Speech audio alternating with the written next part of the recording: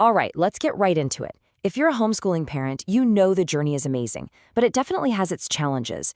And there's this specific shift that tends to happen right around middle school, where all the things that used to work just stop working. It can really feel like you've hit a wall.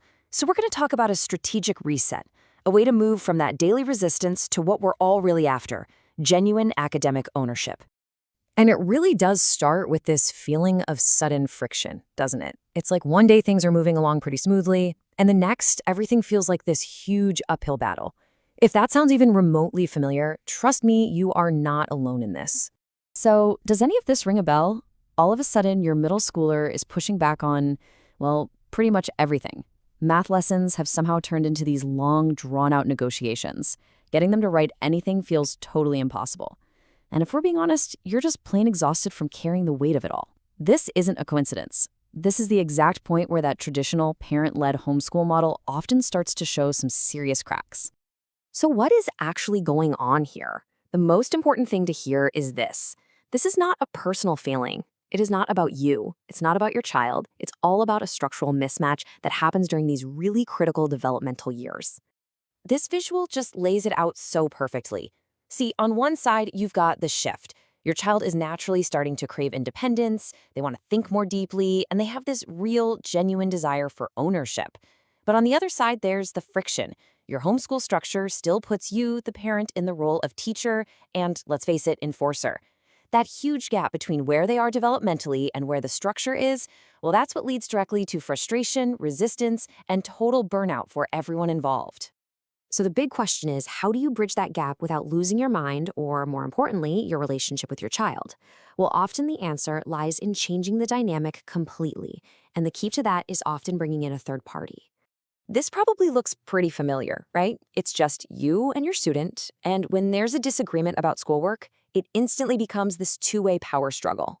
All that academic tension just bleeds directly into the parent-child relationship, and that is such a heavy burden to carry, day in and day out.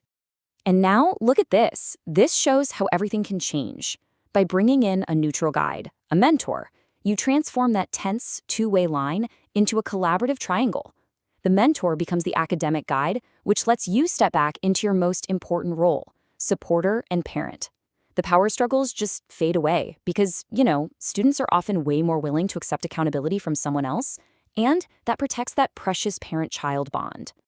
Now, it's really important to be clear about what this kind of support actually is. We're not talking about just another worksheet subscription or some click-and-pass online program. And it's not a drop-in tutoring hour. The absolute key here is that this is a relationship-based mentorship. It is specifically designed to build those crucial skills of independence and follow-through. And when you make this kind of a reset, believe me, the benefits are immediate and profound. So how does this reset actually work in practice? Let's walk through the 5 key benefits you'll see. We're going to see how this whole process starts by just reducing the daily conflict. Then it moves to transferring responsibility, which leads to building real independence. And ultimately, it's all about restoring confidence for everyone in the family. It all kicks off with benefit number 1, reducing daily conflict. I mean, look at this image. It's perfect, right? As the parent, you feel like you're trying to lift this massive weight of enforcement all by yourself. A mentor acts like a pulley system. By handing off that academic enforcement to a neutral guide, the entire feeling in your home can shift from tension to teamwork. Second, this is all about transferring responsibility. It really is like passing a baton. Your middle schooler needs to learn how to manage their deadlines, how to follow through, and how to communicate about their work. A weekly mentoring structure helps them build these vital executive functioning skills, and it systematically takes that mental load off of your shoulders and places it right into their hands, freeing you up to just be their parent again. Okay, benefit number 3 is about building real independence. And there's a huge difference between just checking boxes, busy work, and doing real deep work. A project-based learning approach means they have to plan, problem solve, and stick with it. Instead of just getting through the day, students learn how to actually think and organize meaningful work, and that is the true foundation they need for high school and beyond. And so importantly for you, the parent, this gives you support without micromanagement. You don't have to be the one designing the curriculum or chasing down assignments or carrying all that emotional weight alone. Clear systems for accountability and progress tracking, like a simple dashboard here, give you that visibility and peace of mind without just adding more management tasks to your to-do list. Ultimately, when you put all these pieces together, this isn't just about getting schoolwork done. It's about restoring peace and confidence to your home by meeting your child exactly where they are right now. And all of this leads to the final and maybe most important benefit, restoring confidence for everyone. I love this image of the young sapling. It needs that supportive stake to grow straight and strong. For your student, when they finally get to experience ownership instead of resistance, their motivation just soars.